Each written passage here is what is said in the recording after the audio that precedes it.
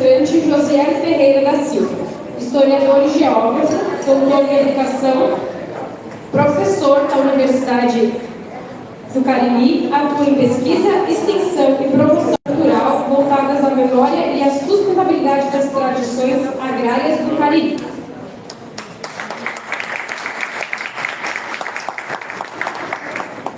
Essa mesa, então, vai tratar da reflexão sobre os processos de transmissão oral dos saberes tradicionais e a constituição da memória coletiva das narrativas populares brasileiras, considerando suas dimensões simbólicas, territoriais e identitárias.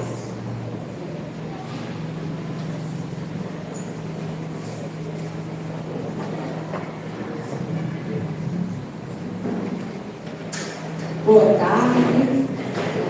É uma alegria imensa, né, estar aqui nessa mesa com pessoas que tratam, né, de temas que eu quero chamar a atenção para a palavra-chave, a força da palavra, da memória no território, na formação dos saberes e fazeres desse povo. A oralidade, ela vem como essa ferramenta de transmissão dos saberes dos nossos ancestrais e para mostrar para a geração futura de onde viemos, como estamos e para onde vamos. Eu quero trazer aqui, convidar a professora Lindomar. Nós vamos ter 20 minutos para cada palestrante e aí depois 5 minutos para as perguntas.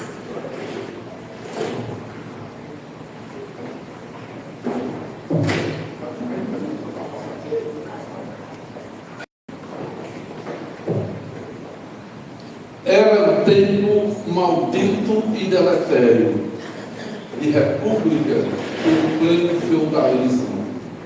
O Brasil, já no presidencialismo, se regendo por normas do Império. Quem queria fazer um Brasil sério não podia assistir acomodado. O futuro enganchado no passado, o presente perdido, sem futuro. O papel da ternura era tão duro que o amor precisava andar armado. Gente, meu nome é Lindomar, de Serra Talhada, lá do sertão do Pajeú, distante 420 quilômetros do Recife. É uma cidade que é cercada por serras e Mandacaru, Xique, Fajeiro, Coroa de Frade, aquela vegetação áspera do sertão. E foi lá onde eu nasci há 160. Foi lá onde eu nasci eu decorei tão bonitinho esse negócio, viu? Foi lá onde eu nasci em 1962. Agora em abril faço 64 anos. Um detalhe que eu sempre gosto de dizer às pessoas: eu nunca passei mais de 2 semanas fora de Serra Talhada. Serra Talhada atualmente tem 90 e tantos mil habitantes.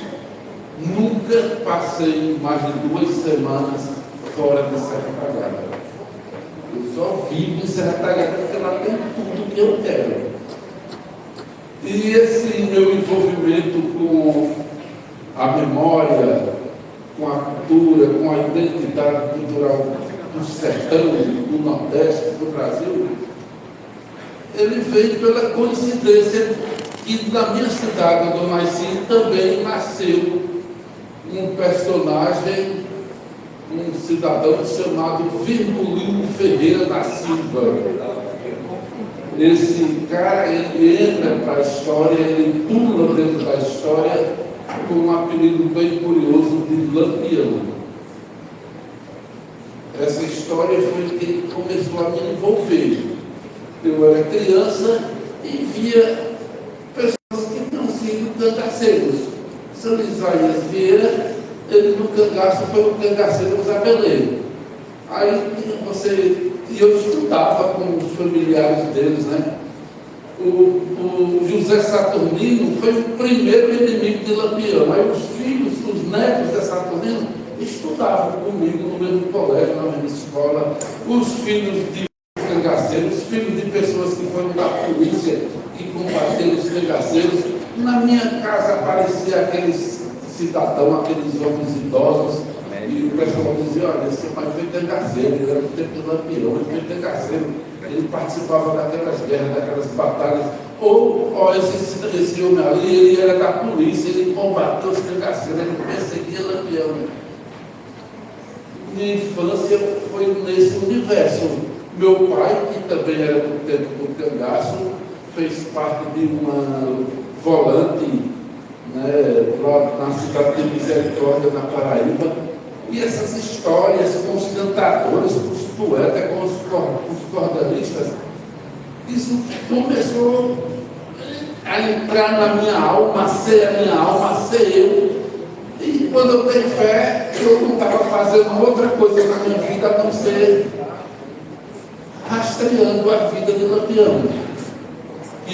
Aí isso é o que me encantava, era eu saber que Lampião era um menino igual a mim, que vivia lá no Rio Pajeú, que cuidava dos pobres, da família dele, cuidava das ovelhas, cuidava das galinhas, acompanhava o pai dele, que era tropeiro, já vi umas 3 ou 4 vezes falar em tropeiros aqui, pessoal do Rio Grande do Sul, pessoal daqui ele falando dos tropeiros. A família de Lampião é uma família de tropeiros, e ele também se tornou tropeiro. Teve a infelicidade, o Virgulino Ferreira teve a infelicidade da família dele entrar em desavença com uma família rica, poderosa, vizinho, né, o José Saturnino, o José Alves de Barros, conhecido como José Saturnino, de uma família poderosa. Na mesma época, naquele início dos anos 20, do século XX, havia as guerras entre as famílias Pereiras e a família Carvalho, que eram famílias latifundiárias, eram famílias escravagistas, eram famílias que expulsaram os indígenas de lá, eram famílias que aguavam as plantações com o sangue dos trabalhadores, eram umas famílias que nomeavam prefeitos, intendentes, vereadores, nomeavam padre, nomeavam juiz, eram os poderosos que ditavam a vida e a morte nos sertões. E Virgulino inventou de inventar, de se meter com uma dessas famílias, e eles foram expulsos, foram embora lá de Vila Bela, que é a Serra Talhada, hoje Serra Talhada, foram morar num vilarejo próximo. De lá tiveram que se mudar novamente para o sertão das Alagoas, para evitar as questões, para evitar esses confrontos, mas não teve jeito. Eles continuaram perseguindo. Um dia a mãe dele morreu de vertigem no coração, por conta dessas perseguições. E 2 semanas depois o pai foi assassinado.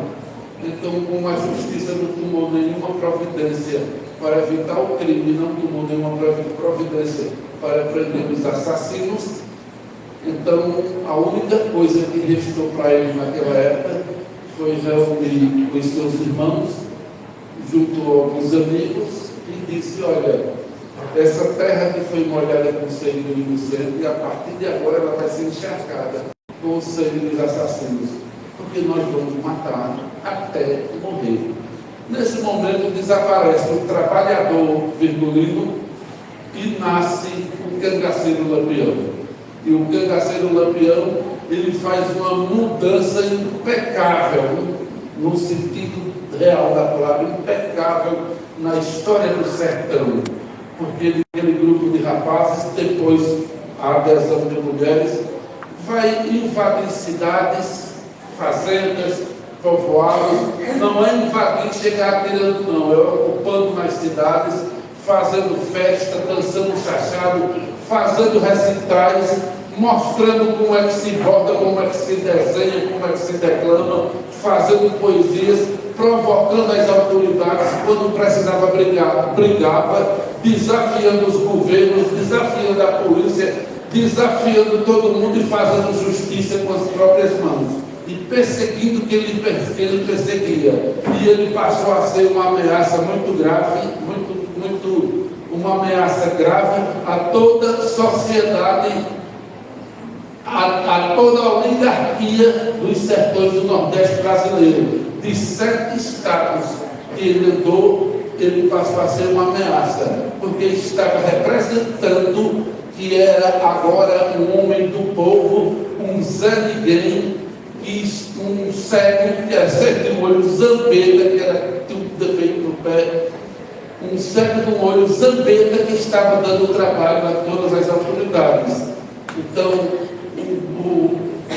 o cenário estava mudando, porque os coronéis estavam com medo, os latifundiários estavam com medo, os donos de terra estavam amedrontados, o governo federal investindo em arma e em munição para acabar com o banditismo rural, e Lampião conseguindo driblar todo mundo. Ninguém pegava ele.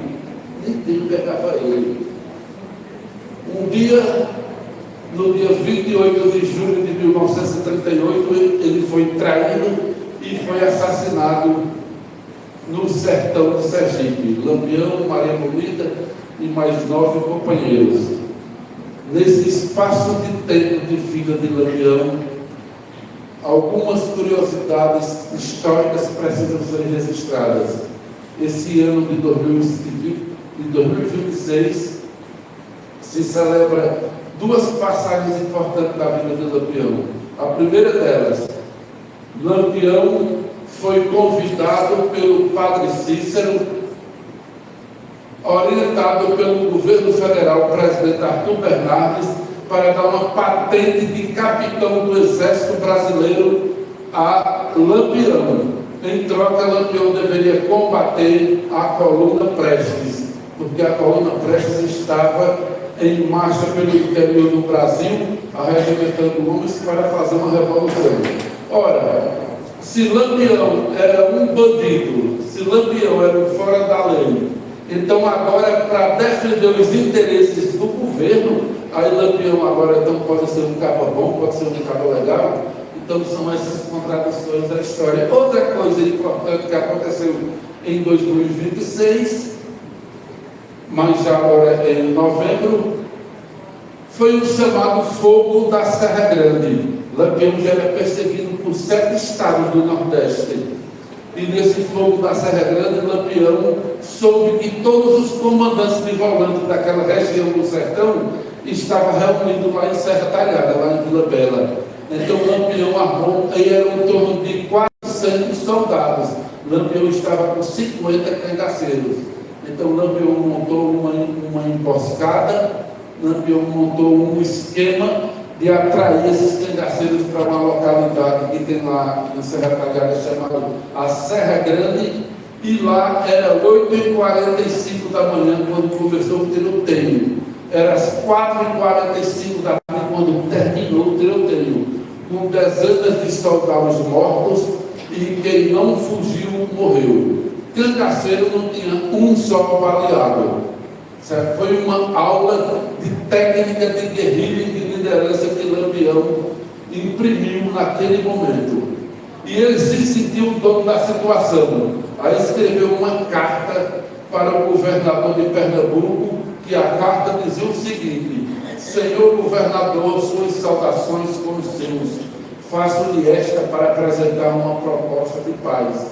A partir de agora, Vossa Excelência governa do término da linha férrea em Rio Branco, que hoje é Arco Verde, é o meio do estado.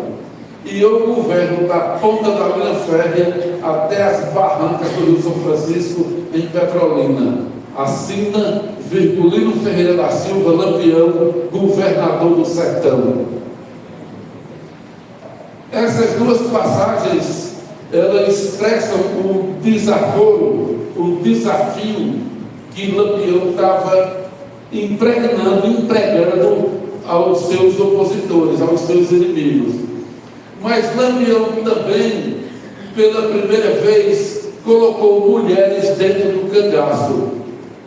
No cangaço não havia mulheres, até Lampião conhecer Maria Déia, que se torna Maria Bonita. Daqui a pouco Clarice Pereira para falar sobre as mulheres do cangaço. Mas a entrada de Maria Bonita também foi uma quebra de paradigma. A partir daquele momento, o Lampião estava entendendo que dentro do cangaço deveria ter mulheres. Outros desafios que a história procura esconder da gente, nós temos a obrigação de estar mostrando, que é um detalhe curioso. Como é que o Lampião conseguia arma e munição para viver tanto tempo, 2 décadas no cangaço? Então, quando a gente escuta as pessoas dizendo que Lampião é bandido, a gente confia e acredita, porque as leis, elas determinam os limites que a gente deve viver. Se você está fora desse limite aqui, você está à margem, você está fora da lei, então você é um bandido. Então, você é bandido, pronto, a lei está dizendo. Então, aí eu concordo que Lampião era bandido sem nenhuma dúvida.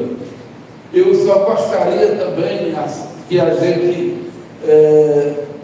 tirasse, desse luz nessa discussão, e quem vendia arma e munição a Lampião. Porque, por exemplo, lá em Serra Talhada tem uma avenida, uma das principais avenidas, chamada Avenida Coronel Cornélio Soares, e tem uma escola grande, a Escola Coronel Cornélio Soares, e o Coronel Cornélio Soares vendia arma e munição a Lampião. Aí ele é mais ou menos bandido que Lampião. Então, eu acho que essas pautas, elas não podem estar fora da nossa conversa, porque senão nós vamos cometer o erro de estar falando de Lampião, do cangaço, dos cangaceiros, assim, de uma forma muito superficial, somente do ponto de vista, vamos chamar assim, das tradições, do folclore, da cultura, e isso é muito pouco. Isso é muito pouco quando você pega um tema tão profundo e trata ele assim, que é para o mês de agosto, a gente está celebrando, para o ciclo junino. A gente vai correr o risco de fazer com as histórias dos nossos ancestrais, como comumente já se faz com a história dos nossos negros escravizados e dos nossos indígenas. Trouxeram os negros escravizados da África para desenvolverem, estarem naquela situação de penúria que estavam aqui. Aí a gente depois pega essa história dos negros somente para o folclore, para aquela cultura, e somente para aquilo não que é política. Aí pegaram, fizeram o que fizeram com os nossos indígenas.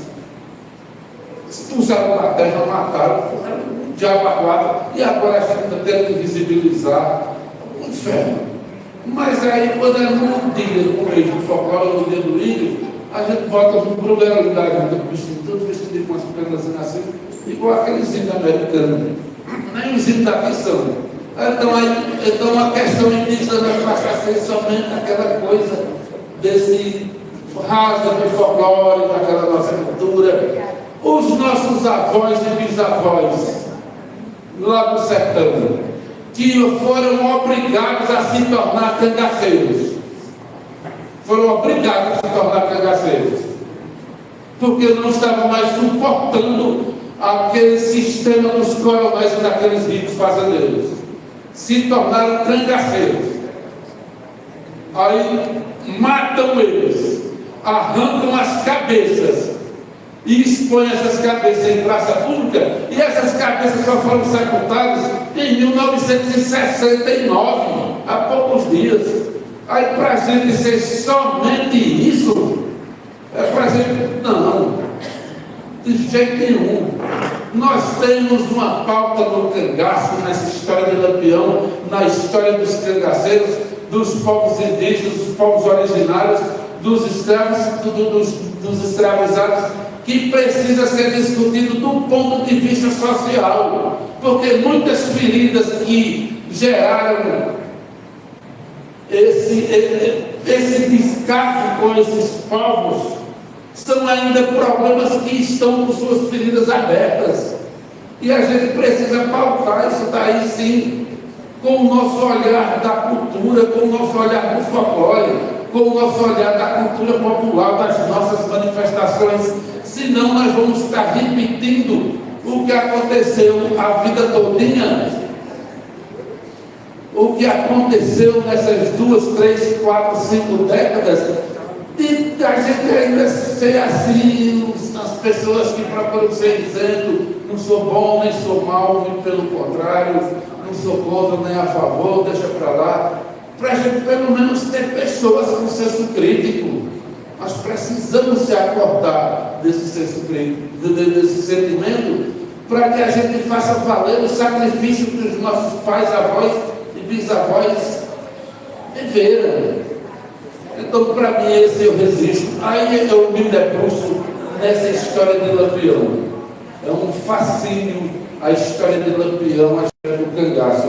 Porque todo sertanejo, todo nordestino que se preza, ele tem um avô, um bisavô, uma bisavó, que viu Lampião, que viu Lampião dançando chachado, que viu uma roupa que o desenho foi inventado pelos cangaceiros, que tem uma história de um confronto de uma cidade que foi ocupada, invadida. Então, todo sertanejo tem uma história na sua memória, na sua família, que envolve o Lampião, que envolve os cangaceiros. E isso é o que fascina a gente.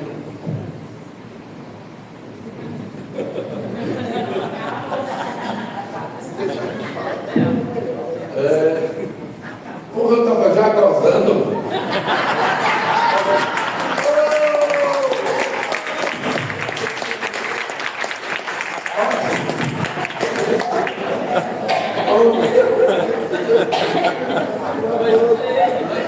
Era coletivo, viu? Aproveitava. Muito bom. Ah, gente, eu tenho essas histórias de Lampião e do cangaço. Eu não me tornei um pesquisador acadêmico e nem um pesquisador sem ser acadêmico.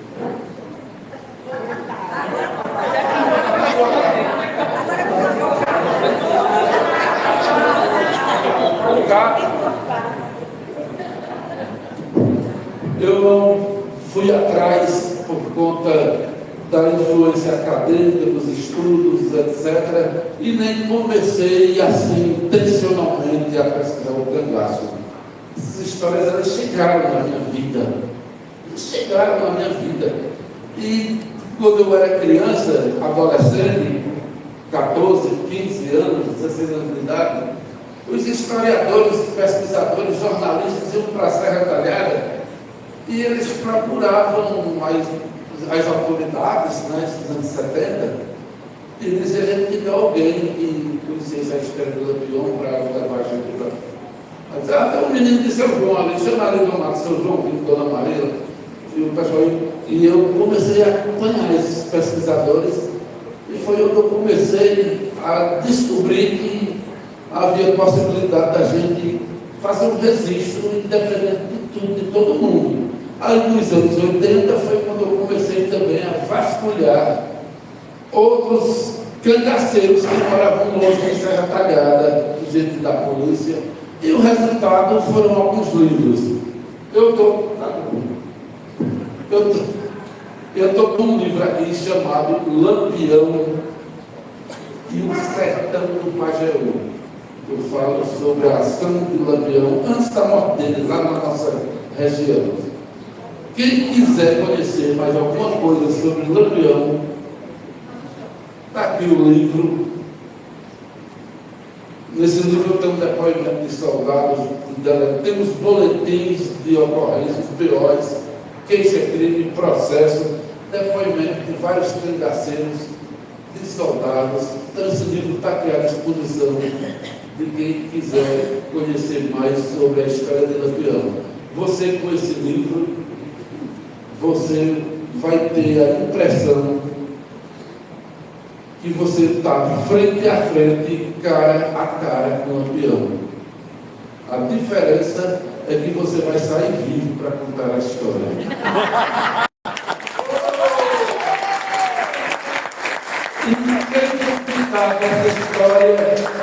Quem duvidar dessa história, pensar que não foi assim, querer zombar do meu sério, não acreditando em mim, vá comprar papel moderno, escreva para o inferno e mande saber de ganhar.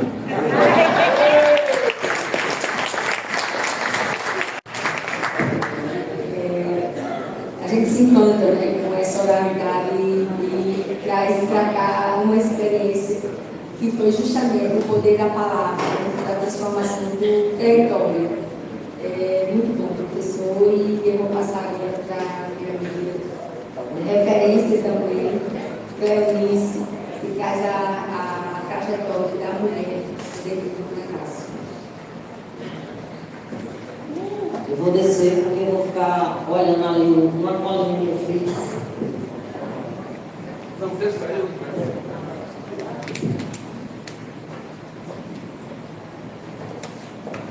Agora, depois que esse caboclo falou, não sei não, viu o que eu vou dizer. Boa tarde, minha gente. Eu sou Cleonice Maria, mulher preta, periférica, do sertão do Pajeú, em Pernambuco. Tenho muita honra da minha história. Minha mãe, sou filha de uma mulher que pariu 23 filhos. Meu? Desses 23 filhos, apenas 9 se criaram. 14 morreram quando nasceram, não tiveram a oportunidade de crescer, de viver, porque era uma época muito difícil, que Dom Afro fez muito bem na fala dele, quando ele abriu com essa poesia de Crispiniano Neto, falando sobre o tempo maldito e deletério. E aí eu falo isso colocando essa situação, essa questão de minha mãe não ter tido condições de criar os seus filhos, os seus 23 filhos, né? Porque eu quero, a partir daí, levar para aquela época essa história da mulher no cadastro, porque tem tudo a ver, né? E aí eu não sei quem é que está aqui no slide, né? Eu queria só que abrisse aí primeiro, por favor. Sou filha